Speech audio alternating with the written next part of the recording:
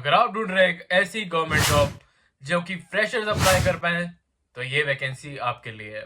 अगर आप ढूंढ रहे हैं एक ऐसी जॉब जो कि हाई कोर्ट में हो और उसमें कोई भी एक्सपीरियंस ना मांगा गया हो तो ये वैकेंसी आपके लिए है।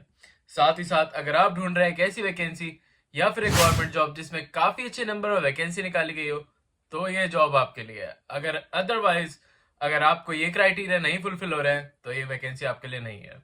तो चलिए बढ़ते हैं इस वैकेंसी की तरफ और देखते हैं इसमें क्या क्या अलग अलग वैकेंसीज निकाली गई हैं। और ये वैकेंसी निकाली गई आपकी हाई कोर्ट ऑफ इलाहाबाद में और ये काफी अच्छी वैकेंसी होने वाली है क्योंकि इसमें काफी अलग अलग आपको वैकेंसीज देखने को मिल रही है। इसमें टोटल आपकी 36 वैकेंसीज निकाली गई हैं जो कि काफी अच्छा नंबर बन जाता है अपने आप में ही। तो चलिए देखते हैं इस वैकेंसी की तरफ। तो पहले ही आपको स्टार्टिंग में दिख रहा होगा कि आपकी स्टार्टिंग डेट होने वाली है इसकी 15/3/2025 की। तो ये वीडियो मैं उससे पहले ही आपको दे दे रहा हूँ सो दैट आपको भी एक अपडेटेड माइंड में रहे और आप चाहेंगे तो मैं इसको आपको एक एज ए रिमाइंडर भी आपको डाल दूंगा ऑन 15th। सो ये इसमें 15th ऑफ मार्च से आपकी ये वैकेंसी स्टार्ट हो रही है जिसमें आपको जल्दी जल्दी इसमें अप्लाई करना होगा। तो इसमें जल्दी से अप्लाई कर दीजिएगा और ये आपकी 1 अप्रैल को खत्म हो जाएगी ये वैकेंसी। तो चलिए देखते हैं इस वैकेंसी की तरफ जो कि आपकी एक रिसर्च एसोसिएट की वैकेंसी देखने को मिल रही है। और ये वैकेंसी फ्रेशर्स के लिए होने वाली है। इसमें आपको कोई भी एक्सपीरियंस देखने को नहीं मिलने वाला है। साथ ही साथ इसमें आपका कोई भी डायरेक्ट पेपर नहीं होगा।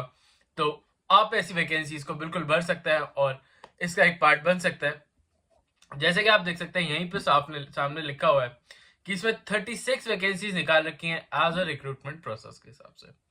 तो ये काफी अच्छे नंबर्स हो जाते हैं स्पेशली एक हाई कोर्ट वैकेंसी के लिए, क्योंकि अगर आपने इसका एक्सपीरियंस एक बार ले लिया तो आपकी जो भी सीवी है वो काफी अच्छे से डेवलप हो जाएगी और इसके एक्सपीरियंस से आपको काफी और भी अच्छी अच्छी अपॉर्चुनिटीज देखने को मिलने वाली है इन फ्यूचर। तो अगर आप एक फ्रेशर हैं तो इस वैकेंसी को जल्दी से जल्दी भर दीजिएगा। साथ ही साथ अगर आप एक फाइनल ईयर स्टूडेंट हैं तो उनके लिए भी खुशखबरी है कि ये वैकेंसी वो भी भर सकते हैं। तो चलिए हम आगे देखेंगे कि क्या क्या क्राइटेरिया आपको फुलफिल करने होंगे और कैसे आप इस वैकेंसी को भर पाएंगे। बट अगर हम पे स्केल की बात करें तो यहाँ पे पे स्केल भी आपका लिखा हुआ है जो कि होने वाला है 25,000 पर मंथ का। और साथ ही साथ इसमें आपको और भी रिजर्वेशन या फिर एक्स्ट्रा अलाउंसेस प्रोवाइड कराए जाएंगे। और अगर आप पे स्केल की तरफ देखें तो ये फ्रेशर्स के हिसाब से एक काफी सही पे स्केल है। और अगर एक्सपीरियंस की तरफ से देखें तो एक हाई कोर्ट का एक्सपीरियंस आपके लिए काफी ज्यादा अच्छा हो सकता है। अब बात कर लेते हैं आगे बढ़ते हुए कि इसमें कौन कौन कैंडिडेट्स हैं जो कि इसमें एलिजिबल होने वाले हैं।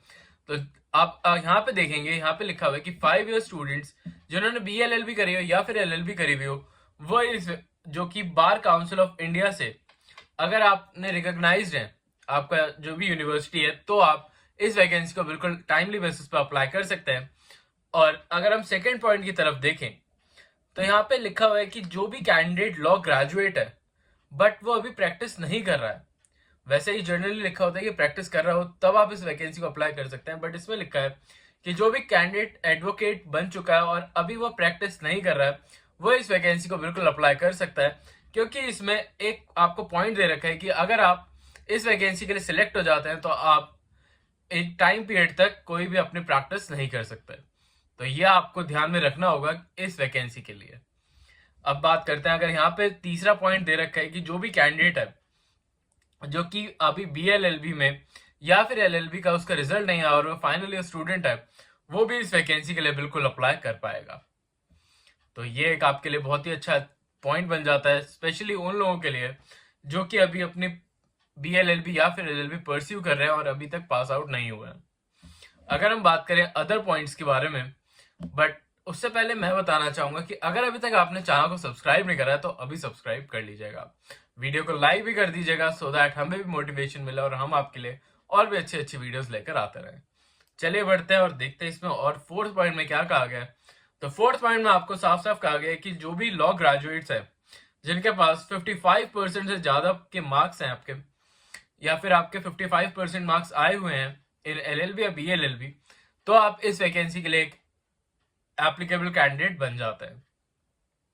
और अब यहाँ पे लिखा हुआ है कैंडिडेट के पास अगर कोई कंप्यूटर रिलेटेड एक्सपीरियंस है, आपको वर्डप्रेस चलाना आता है, आपको डाटा एंट्री करना आता है, सिंपल कंप्यूटर ऑपरेशंस आते हैं तो आप इनके लिए एक डिजायरेबल कैंडिडेट बन जाएंगे। तो ये पॉइंट्स आपके लिए काफी ज्यादा अच्छे हो जाते हैं क्योंकि ये ऐसी चीजें हैं जो कि आप बहुत ही शॉर्ट टाइम में सीख सकता है। अगर आप इस वैकेंसी के लिए अप्लाई करना चाह रहे हैं तो ये कुछ चीजें हैं जो आपको इमीडिएट बेसिस पे स्टार्ट कर देनी चाहिए अपनी प्रिपरेशन के साथ।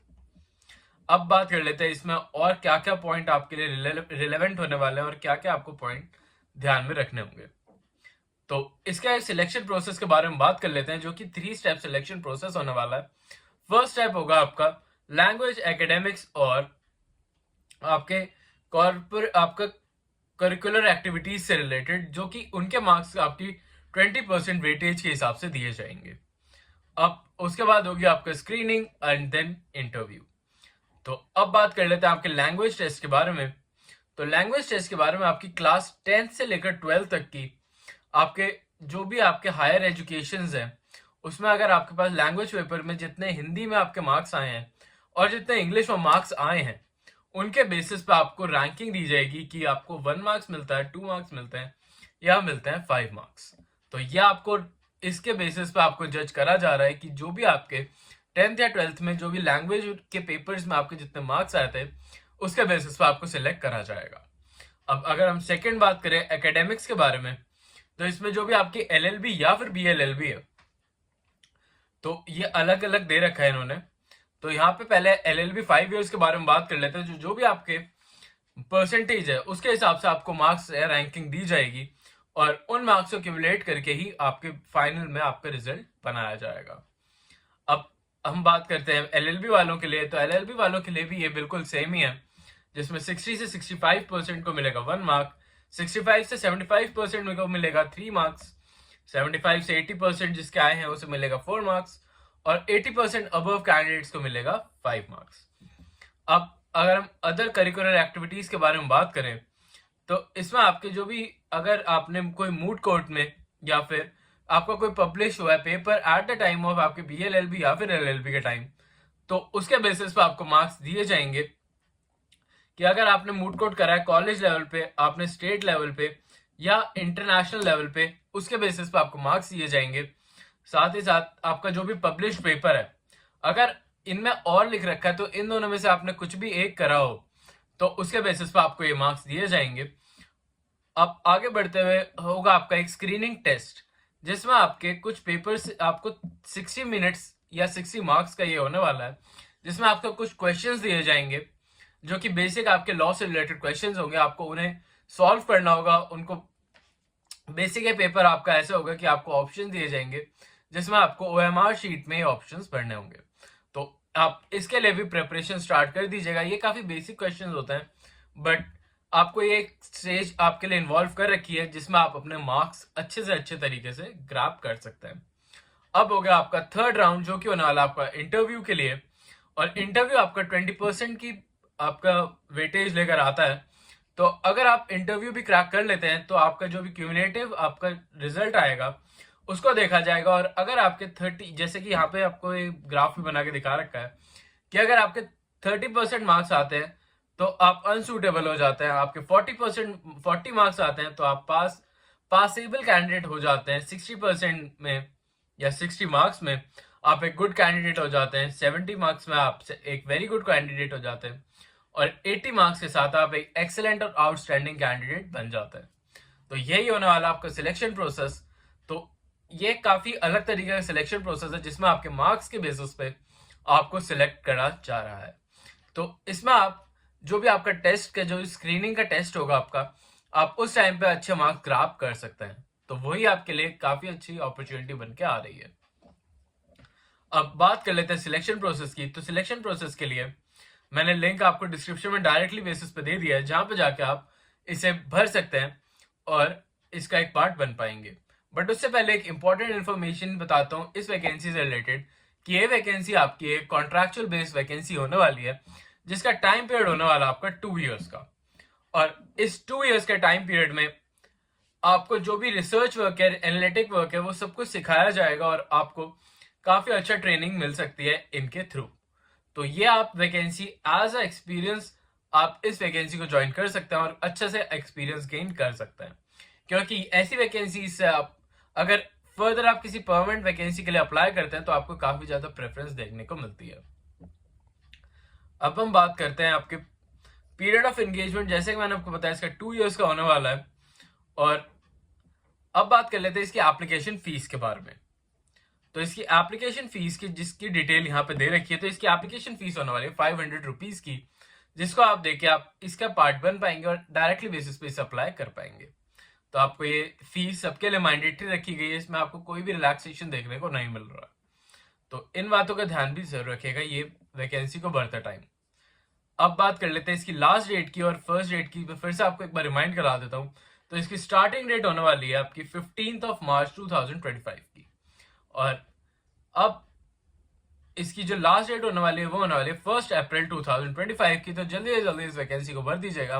और अगर आप चाहते हैं कि मैं आपको फिर से एक बार रिमाइंड कर दूं इस वैकेंसी के लिए, तो मैं आपको रिमाइंड कर दूंगा। मुझे कमेंट्स में बता दीजिएगा अगर आपको कोई प्रॉब्लम आती है तो। आई होप आपको ये वैकेंसी अच्छी लगी होगी। अच्छी लगी है तो चैनल को लाइक और सब्सक्राइब अभी कर लीजिएगा और बेल आइकन प्रेस आउट कर लीजिएगा, सो दैट आप अपडेटेड वीडियो टाइमली बेसिस पर देख पाए।